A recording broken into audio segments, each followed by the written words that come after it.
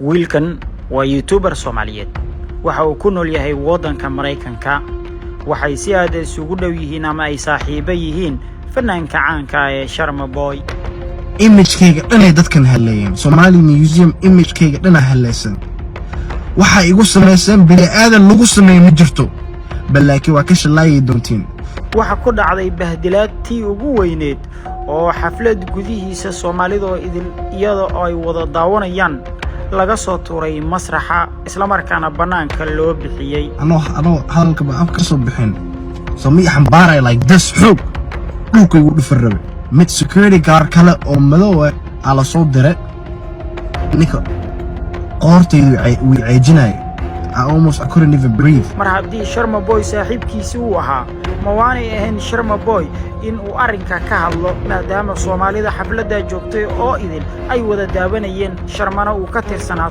every single Somali people are watching way daawanayaan they're watching like nothing happened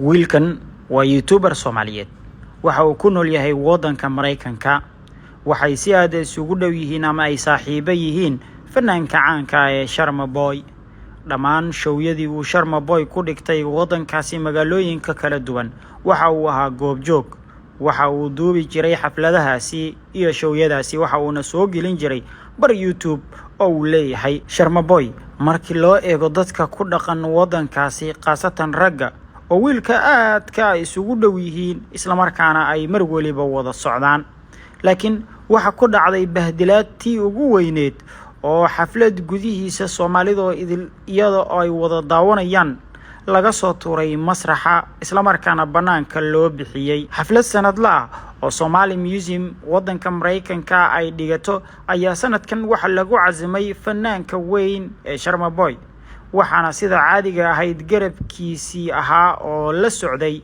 wiilkan Soomaaliyeed oo lagu magacaabo Khalid Jaamac Khalid waa gacanta midig ee Sharma Boy marka uu ku sugan yahay wadanka Mareykanka ilaa haatan ma cadda sababta rasmiga laakiin sida ay u dhacday dhacdada ayaa ahayd sidan fanaankii ayaa yimid tiro dad ku dhow ama kor u dhaafay 2,000 oo qofood ayaa xafladda sanadlaha ka soo qayb galay waxa sida caadiga uu la soo baxay kaamiradiisa waxa uu bilaabay in uu duubo laakiin durbo waxa soo gaaray mid kamid ah security-ga ama ilaalada halka uu xafladda ka dhacayay oo u sheegay inaanay wax duubi karin xafladana uu ka baxo Khalid oo is adkeeyay kadib waxa dhacday in gacan ka hadal uu halka ka dhaco isla markaana Khalid dhulka lagu garaaco Khalid saaxiibadiisa ayaa ka caawiyay arrinka oo ka soo qaaday dhulka laakiin inta kadib waxa soo gaaray mid kale oo kamid ah security-ga goobta oo bilaabay in uu luqunta ka qabto heer uu neefsan kari waayay sida Khalid wararkiisa ka muuqdo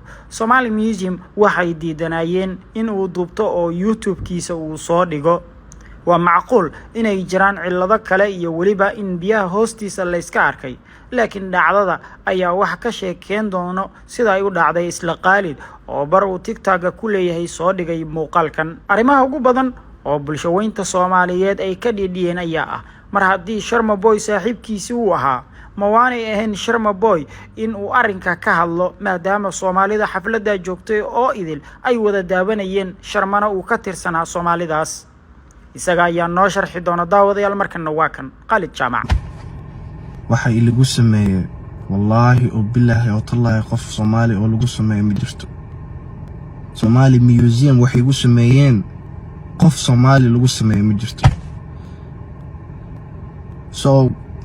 show bajiril dhaho Somali Museum oo sanadkiiba hal mar dhaco I was minding my business showga 5 daqiiqo ka hartay Sharma soo galay Sharma Boy soo galay dadka dhan way kacaan qof walba dad telefoonyaashooda soo baxsadeen min walba telefoonyaashooda soo baxsadeen qaar camera soo baxsadeen qof walba wuxuu duwaayay ani camera watay ninka duq oo showga dhan leh ay imaade waxa duwaysaa anaga ma permission na weydiisay ama adeer dadka dhan wax duwaayaan ani bas ma wax duwaay maya muuqaalka anaga bas gashan karno YouTube-keena kamerada dambi I'm like are you serious adeer marka kamerada waan damiyay security u yeeran ninkaas ma arkaysaa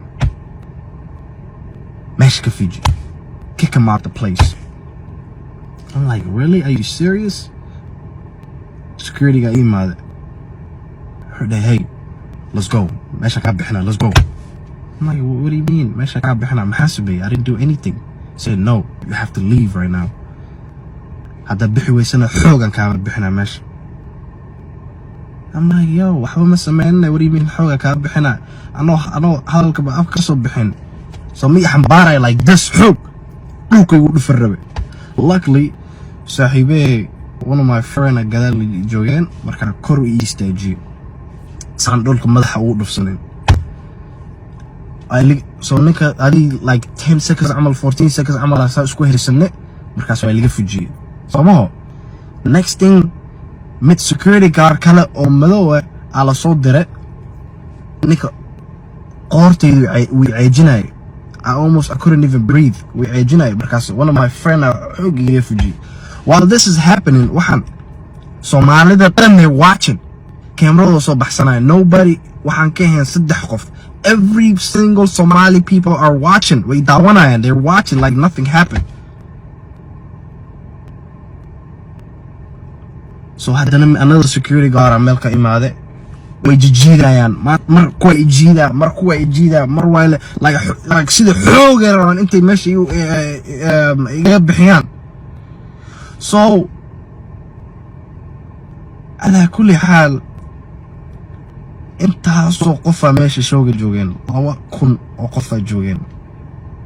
Imagekayga dhan ay dadkan haleeyeen. Somali Museum imagekayga dhan ay haleeysan. Waxa igu sameeyeen bini aadan lagu sameeyay ma jirto. Balaakiin waa ka shalaayay doontiin. Soomaalida oo daawanayaan waxaan dad kale oo platform lahayn waa lagu sameyn lahaa oo storygoodana waligood ma la maqli lahayn. Balaakiin qaali jaamac ma la aamusiinayo. waxa ani lagu sameeyay waa laga gardaran yahay. This is very wrong waxa lagu sameeyay guys.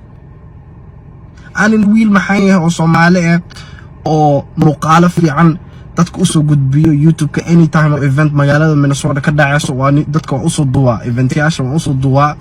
Balaakiin dadkan Marwan Minnesota dadka way xasdayaan. They hate people. Duqyaasha they don't want somebody or yar intay hormar gaaraan. Marwan they don't want to see nobody intay hormar gaaraan. Magaalada Minnesota dhan I'm the only YouTuber or shakhsi keligay bas waay. And that's why there's a lot of people who are talented. Every time I call so kacaan hoos u dhigayaan. Anigana saasay rabaan intay igu sameeyaan, but that's not gonna happen. A lot of people love me. Dad badan oo i taageeraan way jiraan. Nimankan waxay igu sameeyaan, we have to stop them. This is very wrong waxa lagu sameeyay wallahi guys. Somali Museum you're gonna pay the price. I promise you that. waxaan bil aadan wax ma lagu sameeyo. Sumcadeeda ana halaysan. My whole image. nin maxay oo magaalada dhan garanayso. waxaas igu sameynaysiin. iimaanka laga qaad. Ma views xuna i qoreen. My YouTube views xuna i qoreen. You can eat, I can eat, everybody can eat. Why just by yourself? Why Somalida u rabin inta qof hormar gaaraan? Why u rabtiin every person, everything inta adinka bas qaadatiin? Wallahi me, I love every Somali person. I want every Somali person to win. I want every Somali person to go somewhere far in life. But these people don't want that to happen. And we have to stop them.